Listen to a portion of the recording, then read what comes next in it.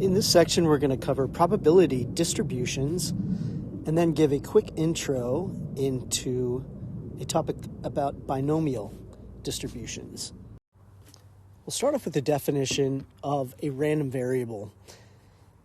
A random variable represents a numeric value associated with each outcome of a probability distribution. We typically denote it by X, usually a capital X. And for example, and we use this really for notation-wise, the probability that X is equal to something or is greater than something or is less than something. But it represents a numerical value that happens within the context of a probability trial or experiment.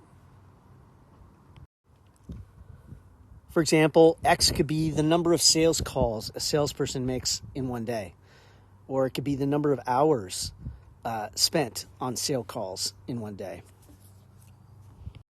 Now, there's two different types of outcomes that we see. One of them is called a discrete outcome.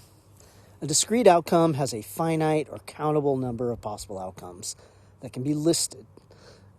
So, going with our previous example, the number of sales calls is a countable number.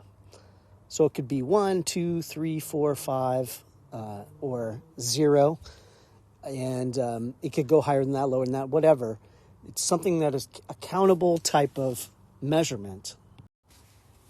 A discrete random variable can also take on a continuous value. A continuous value is a value that is really uncountable. It's represented by an interval or a number line. This tends to be anything that's measurable. So, for example, the hours spent on calls in one day. Since we're talking about time is a measurable value.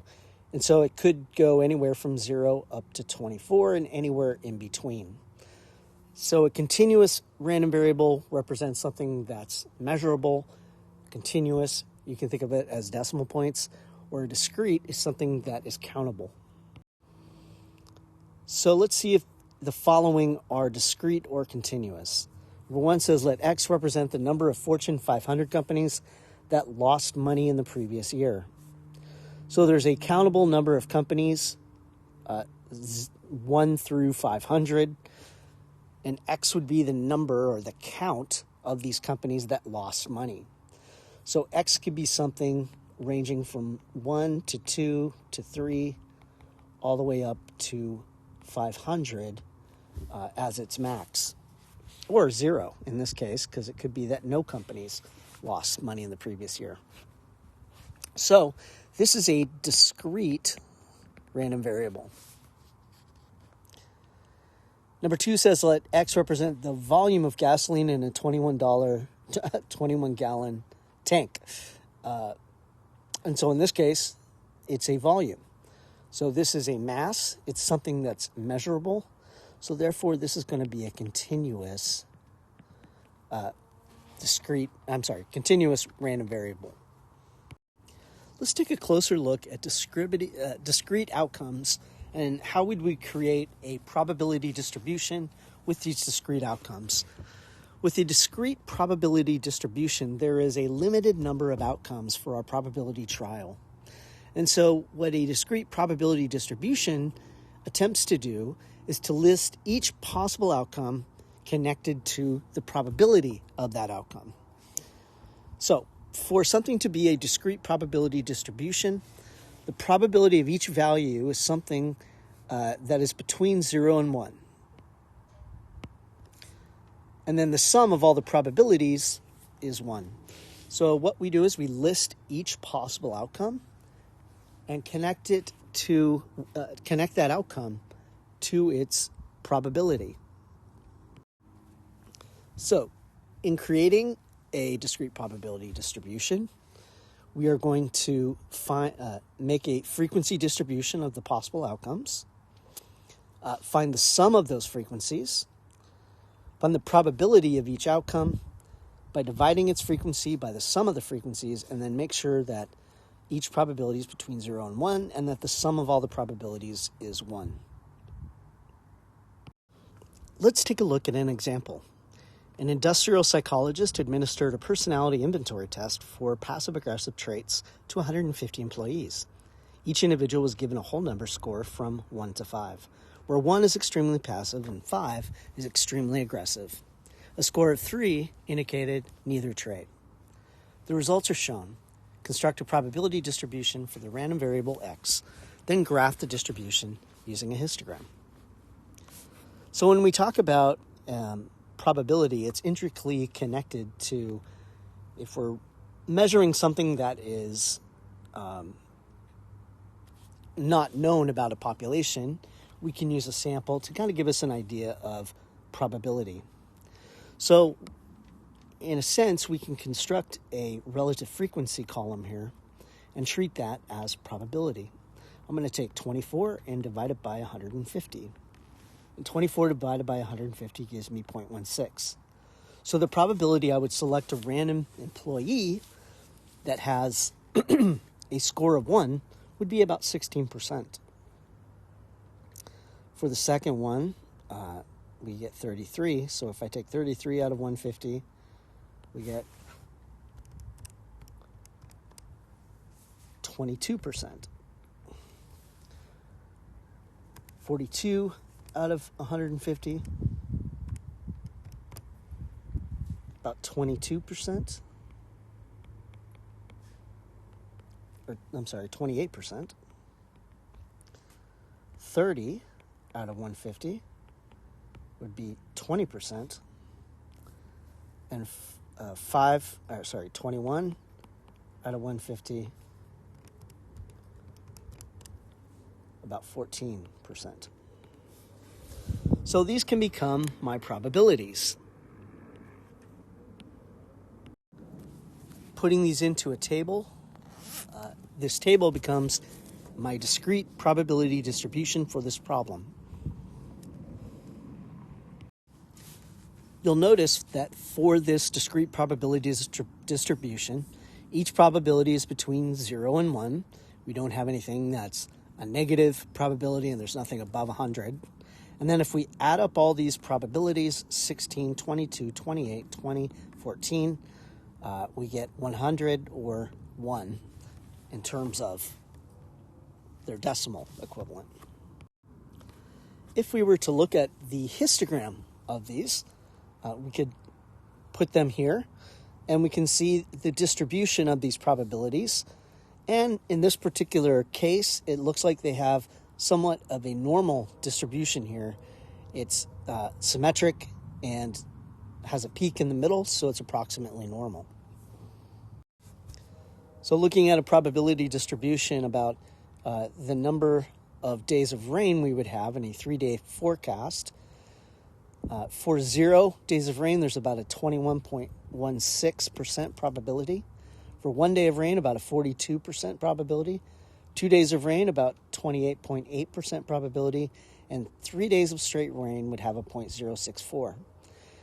Now, over 3 days, this is every possibility. Either we had 0, 1, 2, or all 3 days are rainy. And then to verify that this is a legit probability distribution, we would need to add these all up. So if I take 0.216, add it to 0.432, add it to 0.288, and then 0.064, we can see that the sum of these is 1. And so that verifies that this is a probability distribution. There are certain discrete probability distributions that also fall into the category of a binomial distribution. And these trials or experiments are also called binomial experiments. But they have to meet a certain criteria in order for them to qualify as being considered binomial. The first criteria is that the experiment is repeated for a fixed number of trials, where each trial is independent of the previous trials. So we have independence, and we have a fixed number of trials. For those trials, there is either a success, which we label as S, or a failure, which we label as F. The probability of success is the same for each trial. So these cannot be dependent. So that's another classification there of the fact that it's independent. The probability has to be the same for each trial. And 4, the random variable x counts the number of successful trials. Some notational numbers that we use. N is the total number of trials that we have repeated. P represents the probability of success for a single trial. Q represents the probability of failure in a single trial. And X, the random number of successes in N different trials. So let's look at some examples and see if we can identify whether a trial or experiment is a binomial one. A certain surgical procedure has an 85% chance of success. A doctor performs the procedure on 8 patients. The random variable represents the number of successful surgeries. So would we consider this a binomial experiment? First of all, we have to ask, are they independent?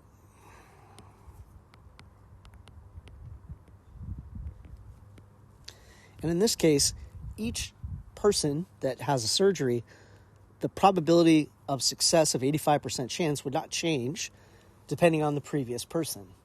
If we have 2 people in a row, if it's successful for the first person, it still has a probability of 85% chance to be successful for the next person. So each trial is independent? Yes. 2, is there only a probability of success versus failure? In this case, yes. There's an 85% chance of success. So the probability of success is 85%. And the probability of failure here is then 15%. So really, it's either going to be a successful surgery or it's not going to be a successful surgery. Is there a fixed number of trials? And in this case, yes, there are 8 trials, 8 patients that are going to have the surgery performed on them. And so we have a fixed number of trials in this case. This, therefore, would be considered a binomial trial or experiment. A jar contains 5 red marbles, 9 blue marbles, and 6 green marbles. We randomly select 3 marbles from the jar without replacement. The random variable represents the number of red marbles. So, for number 1, are they independent? And in this case, since we're pulling the marbles without replacement, we're not putting them back, these are not independent trials. These are dependent because once we have taken a marble out of the jar, there is the probability will change for the next marble. Now, had we done it with replacement, this would qualify because it would either be red or not red. So we have two, success or failure, red or not red, and a fixed number of trials, and each one with a probability of success that would stay the same since we're replacing it. And so in that case, this would be, most of the time, the biggest thing we want to look for if something is not a binomial is that the trials are not independent. The last thing we want to discuss is the mean, the variance, and the standard deviation. The variance is something that we will talk about, but and you'll need to calculate, but it's not something we use quite as much. But when we talk about the mean of a binomial distribution, we're talking about the average number of successes when we've performed n number of trials. So, for example, with our previous thing with the surgeries, we had 8 people, and there was an 85% chance of success. There were 8 patients with an 85% chance. So that it would be successful. So if I take 8 times 0.85, we get 6.8. This is the average number of successful surgeries we would expect to see for every 8 people that had a surgery. So that is our average. It's the average number of successes we expect to see for every group of 8 patients. The variance, which we can represent with sigma squared, remember variance is simply the average squared distance, our variances will be, is NPQ. So we're going to do that, NPQ. This would represent 8, and then 0.85, and then Q being 0.15. In this case, this comes out to 1.02. Again, variance is not very helpful to us. What really is helpful is standard deviation. This is the average distance or average number we would expect to see differing from the mean. And this is equal to the square root of what we just calculated, 1.02. So if I take the square root of that, that's our standard deviation. And that comes out to be 1.01. Meaning the average number of successful surgeries is about 6.8 for every 8 people that go into these surgeries. And then we would see a deviation from that number by about 1.01. So we'd see a difference somewhere between, 68% of the time, we would see our number of successful surgeries fall somewhere between 5.8 and 7.8 or so for every 8 people. Let's take a look at another one. In Pittsburgh, Pennsylvania, about 56% of the days in a year are cloudy. Find the mean variance of standard deviation for the number of cloudy days during the month of June. Interpret the results and determine if there's any unusual values. So our average is going to be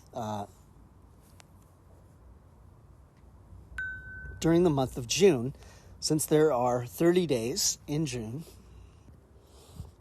This would be 30 times our probability of success, P, 0.56. So 0.56 times 30 is 16.8. So that's the average number of sunny days, cloudy days in the month of June. The variance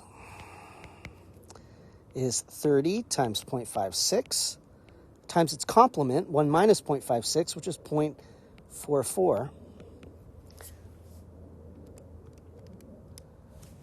And so that gives me 7.392, the average squared distance from the mean. But let's look at the standard deviation, which is the square root of that. So the square root of 7.392 will give us our standard deviation,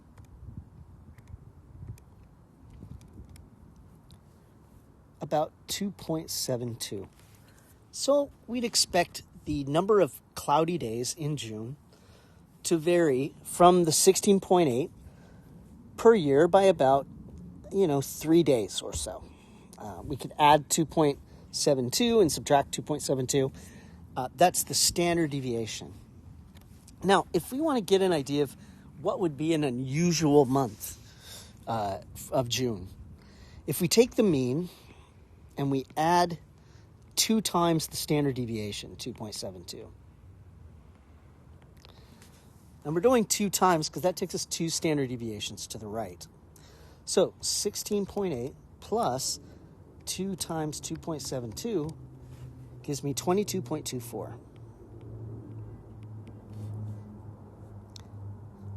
And then if I take the mean and I subtract 2 times 2.72,